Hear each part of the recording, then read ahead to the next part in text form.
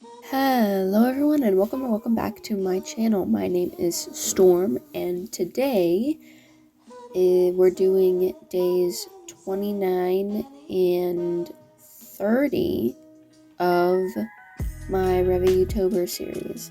First we're starting off with day 29 Sweets, which is just a simple little illustration doodle thing of the kids from my Blind Bear AU. Dakota, Eden, and Callista after they went trick-or-treating. Dakota is the one with the biggest sweet tooth out of the three of them, and he doesn't mind pretty much any candy. He likes pretty much every candy. It isn't very picky. However, Eden and Callista are very much the pickier of the two when it comes to what candy they like. And from the three of them, like I said, Dakota likes pretty much any candy. Callista prefers chocolate candy over any other kind of candy, and is, even compared to Eden, is the much heavier sorter with her Halloween candy. Eden in general is not the biggest not the biggest candy fan. However, they do prefer sour and savory hard candies over something really sweet or chocolate candies. And they're one of the weirdos that likes licorice candy. Both Eden and Callista will give Coda any candy they don't want, or that they don't like, because they know he'll eat it so long as it has a good texture. Yeah, I thought it'd just be cute to draw them in their Halloween costumes, which I already had picked before all of this. And this is an after Halloween, and then you guys will get to see on the video for the 31st, which is them during Halloween. Callista's costume was a vampire. Eden's costume was a Minecraft zombie, and Dakota's costume was a sheet ghost. I think they all look really cute, and yeah. Also, this one ended up getting heavily corrupted. Well, not heavily corrupted, a bit corrupted. So when there's like some random cuts that seem to happen out of nowhere, that's because that part of the footage is corrupted, and so it's all weird and digitally and not readable, and it's, yeah. But yeah, that's basically all there is to this one. I end up going over it with colored pencil, and then also because it ends up jumping out in the middle of lining, that's also because of the corruption. Before I jump straight into the Good Omens Love Letter stuff, I just want to talk about some life updates for myself. I got a job a few weeks ago. I got it in like November, and yeah, it's I wouldn't say it's not bad. I think I would enjoy this job I have more than I would another job. It's simple, like it's not very hard. Basically shop for people. The only thing that's like difficult about it is the many little things I have to do that I have to like remember, but the job itself isn't hard. And then also like the walking constantly, I mean, it's not bad, like I can handle it. My feet do hurt every single time my shift's over. My feet are just killing me. But yeah, I work it on the weekends most days. It's pretty low contact with most people, so I think I prefer it over, say, if I got like a cashier position. It's nice to not have to deal with other people more than them simply just asking, hey, where is insert this thing here, when they're confused about where stuff is in the store. Oh, and then also tied to that, I got paid recently, which feels really nice and rewarding. So I'm happy about that. I spent a good bit of my money on things that I wanted, but also stuff I needed, because I needed to pay for my own graduation stuff I need to pay for my own graduation stuff and a few other things because my parents are unable to spare the money at the moment, so I'll just use whatever money that I have to do things. But it's been a change of schedule and how I have to like do stuff for myself, specifically like school stuff. I used to depend on the weekends a lot to do school stuff, but now I have to really lock in during the week so that I don't have a lot to do on the weekend, because I do a full 8-hour shift, typically from 2 to 10. So yeah, it hasn't been like the greatest shift. Like, it's doable.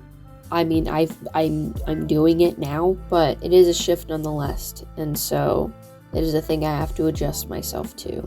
Sometimes adjusting myself can be pretty difficult, but considering it's either I adjust or I fall behind, I think I'll choose the adjust option. Now on to day 30, happily ever after. I lost the footage to me doing the watercolor portion, so you're just getting the lining bit. It's of my reverse AU with Ario, Zarafem, and then Yunos. I think I've talked about them once before here, but most people probably haven't seen it. I have talked about Yunos on some of my socials, like Twitter and Tumblr. Not Twitter. I barely use Twitter.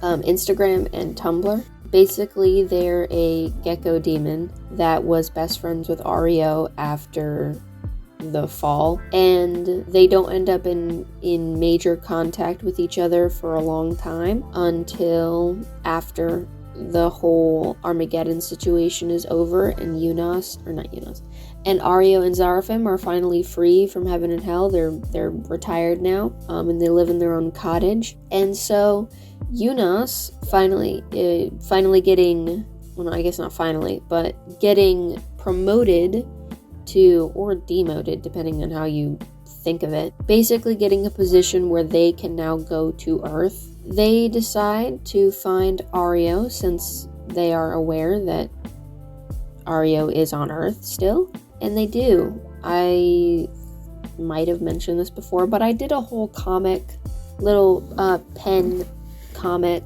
of what happened, and this is basically just after everyone gets adjusted, and they all have their own little happily ever after, and they get to all share the same bed, because I think that's cute. Although I do think Yunos is the only one who still works.